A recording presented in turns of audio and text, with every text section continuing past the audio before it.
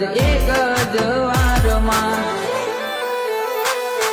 national highway પર દોડે black ઘોડા બેફામ કોઈની તાકાત નથી લગાવી શકે કોઈ લગામ મેકડે કાપલો તો ટ્રાફિક થઈ જાય જા